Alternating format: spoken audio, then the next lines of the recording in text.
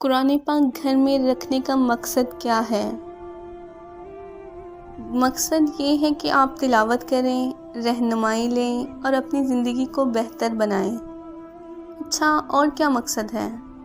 اور یہ کہ آپ آفات و بلیات سے محفوظ رہیں، گھر میں برکتیں نازل ہوں، رحمت کے فرشتے آئیں، شیاطین سے پناہ میں رہیں۔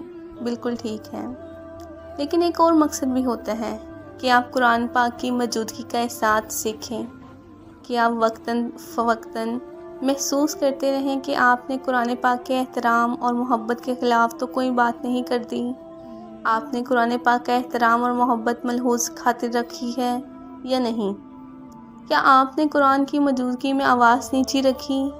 کیا آپ نے قرآن پاک کا لحاظ رکھتے ہوئے کوئی لہو لب کی چیز لانے سے گریز کیا؟ کیا آپ نے قرآن پاک کے احترام میں کسی مکروہات کو گھر میں داخل ہونے سے اجتناب کیا؟ بات یہ ہے کہ آپ گھر میں قرآن پاک کی موجودگی کو کیسا لیتے ہیں؟ کیا آپ کو یہ خیال آتا ہے کہ قرآن پاک میں موجودگی آپ نے کوئی نازیبا بات نہیں نکالنی منہ سے؟ ویسے بھی نہیں نکالنی چاہیے، لیکن قرآن پاک کو دیکھ کر یا قرآن پاک کا احساس کر کر کبھی آپ جھیم گئے ہوں، شرما گئے ہوں اور آپ نے اپنی زبان پر قابو پانے کی کوشش کی ہو؟ کیا آپ کو یہ خیال آتا ہے کہ قرآن پاک کی موجودگی میں آپ نے کون سا کام کرنا ہے اور کون سا نہیں کرنا؟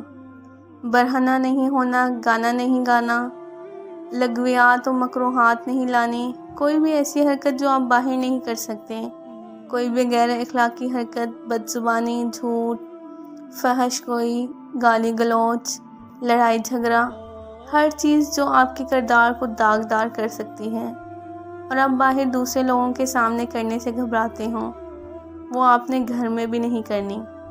یہ کام ویسے بھی نہیں کرنی چاہیے، لیکن قرآن پاک کی موجودگی کی شرم کرتے ہوئے نہ کیے ہوں تو بات ہی اور ہے۔ باہر جس طرح زمانے اور دنیا کا خوف ہوتا ہے، گھر کے اندر ہمیں قرآن پاک کی موجودگی کی شرم ہونی چاہیے، اور ہوتی ہے۔ ہم میں سے اکثریت ان باتوں کا خیال رکھتی ہے، میں نے دیکھا ہے لوگوں کو۔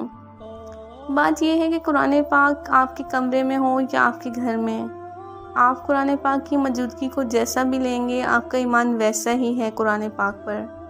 جو قرآن پاک سے جیسا رویہ رکھتا ہے، ویسا ہی اللہ تعالیٰ سے تعلق رکھ رہا ہے۔ کوئی مشکل بات نہیں ہے سمجھنا۔ اللہ تعالیٰ ہمارے دلوں کو قرآن پاک کی موجودگی کے احساس سے مزین فرمائے، آمین۔